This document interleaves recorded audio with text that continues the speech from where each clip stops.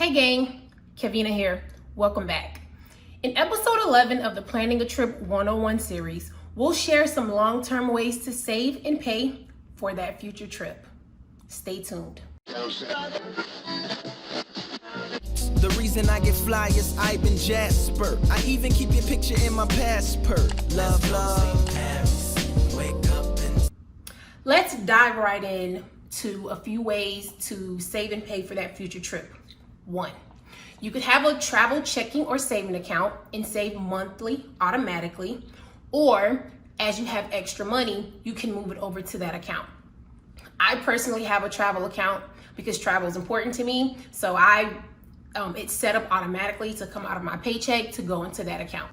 Comment below some money saving challenges you use that could also go towards a future trip. Number 2, I'm fortunate enough to get a bonus, so if you are, this one's right up your alley. You could plan to use a portion of that, or if not all of it, for travel. And if you have that account set up, you can automatically move that over, so that way it's an out of sight, out of mind experience and ready to use when you're ready. Number 3, use your credit card and pay off over time. If you have a travel credit card, there's benefits you can utilize and gain during the trip. Example, there's travel insurance, access to travel lounges, free checked bags, and you even gain points. The points you could accumulate over time and use on a future trip.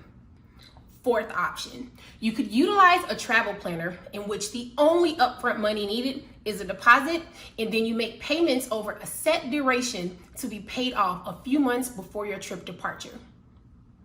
Number 5, you can utilize those credit card points that you accumulated to pay for either your entire trip or portions of your trip. Number 6, you can utilize a travel loan company, which is something I've stumbled across recently. A few options are Fly Now, Pay Later, which offer payment solution for your air travels, and then another company is Affirm, who with participating partner sites, you can pay for the entire trip.